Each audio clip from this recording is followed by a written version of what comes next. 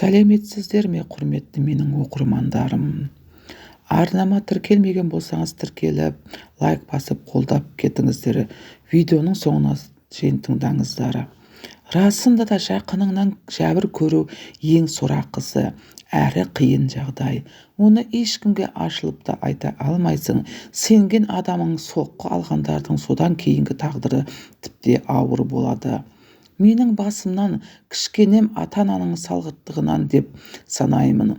Себебі көз ашқалы әкеміз ішімдік ішіп, анамызды көз алдымызда ұрып-соғып жататын.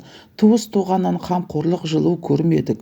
Осының кесірінен баланың бойынша үрей, қорқыныш орнап, өзін өзі бағалай алмай, ненің жақсы, ненің жаман екенін ажыратар шамасы болмай, өз ортасында ынжық сасқаншақ жауыздарға дайын жемтік болып өседі деп ойлаймын. Ең сорақысы, қорлық көрсеткен бөтен адам емес, өзінің манипулятор жездесі екен. Мені үйдің тұңғышымын. 16 жасымда Астанаға оқуға келдім. Бұл қалада әкемнің қарындасы тұратын, олардың үйінде тұратын болдым. Әпкем мен жездемнің бір қызы бар еді, ол кезде 6 жаста. Әпкем таңнан кешке дейін жұмыста, жездеміз сондай пасық, жеркенішті, арақ құмар, қатын құмар адам болған. Ол кезде құрылыста жұмыс істейтін.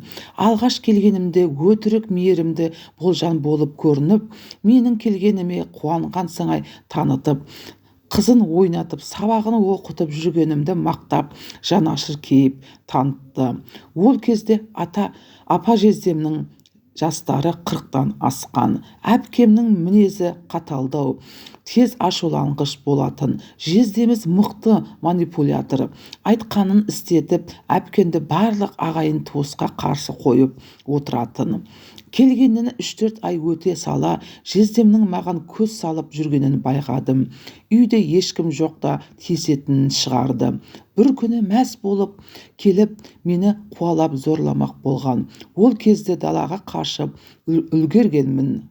Әпкем жұмыстан келгенше үйге кірмей, есік алдында жағалап қашып жүре бергенім ғой.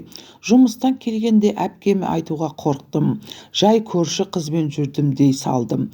Айтсам да бәрібір өз дегенін жасататын жездем өзімді кінәлап етіп шығарып, мені ауылға қайтарып жіберер деп қорқтым. Ол соны пайдаланып, мені сол күні әпкемізге ұрғызды. Мына қыз сала, қаңғыбас, үлкенде сыйламайды, шай қойып бермеді деп әпкенің миын жеп, әпке мені ұрып тастаған аямай. Арада тағы 2-3 ай өткенде үйде ешкім жоқта пеш жағатын топқа да аузымды жауып тұрып зорлады ақыры. Арам ойын іске асырып болған соң, енді сені әпкеңе ұрғызбаймын, сені жаман деп айтпаймын деп мені мазақ етіп, бізбен бірге тұратын болсаң, сен де менің айтқанымды істейсің деп басынып, одан кейін да зорлап жүрді дейді. Болған жайтты ешкімге айта алмаған үшін өзінде айыпты санайды.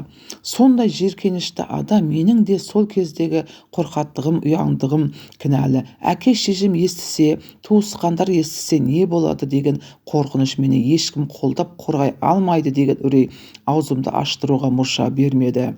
Осының салдарынан онсыз да өзіме сенімсіздігім аздай, мүлдем депрессияға кіріп кеттім. Сабақтан шыққасын үйге ерте келмеуді сылтауратып, қосымша сабақтарым бар деп, кештің батқанын күтіп далада жүретін болдым.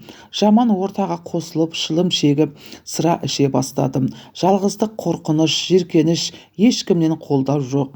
Сырлас жоқ, өз-өзіңді мүлдем жоғалту, болашағына деген үміт жоқ кезеңі. Бір күні сабақтан келсем, сасып ішіп алған жездем ас үйде былшылдатып, кепкен балық жеп отыр екенім. Әдеттегідей тиісе бастады. Мен жеркеніп, стол жағалап қашақтап жүрмін. Бір кезде үстіме өзі жеп болған балықтың қабығын мен қылтықтарын шашып жіберіп, қайтадан зорлауға басты. Сасып, теріс қарап, тым болмағандай құрылдап ұйықтап жатыр. Міне, құрметті оқырмандар, тіркелмеген болсаңыз тіркеліп, лайк басып қолдап кетіңіздер.